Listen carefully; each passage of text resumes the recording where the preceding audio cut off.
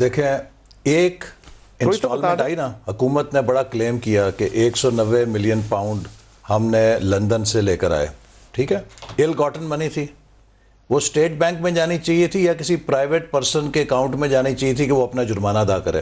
کوئی جواب دے سکتا ہے اس کا؟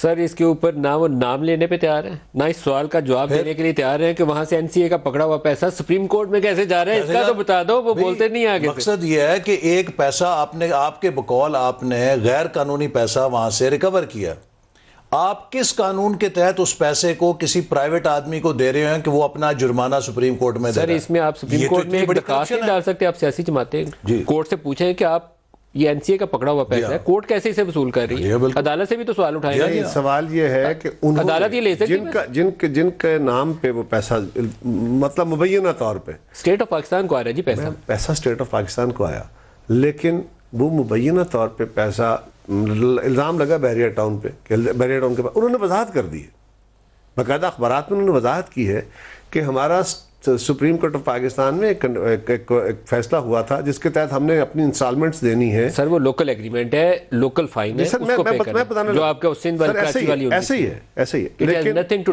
لیکن سوال یہ نہیں ہے.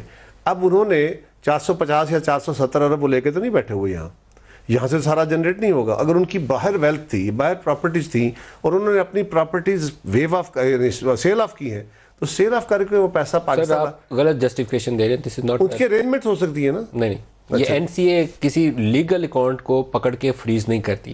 اچھا, N C A National Crime Agency of U K وہ اس پراپرٹی یا ایسٹ کو فریز کرتے ہیں جس کے اوپر انہیں ہوتا ہے کہ یہ لیگل مین سے وہاں نہیں آیا. سر صرف اتنا ہے نا کہ ان کے ملک میں جانے والا پیسہ جائز طریقے سے نہیں, جائز سے نہیں.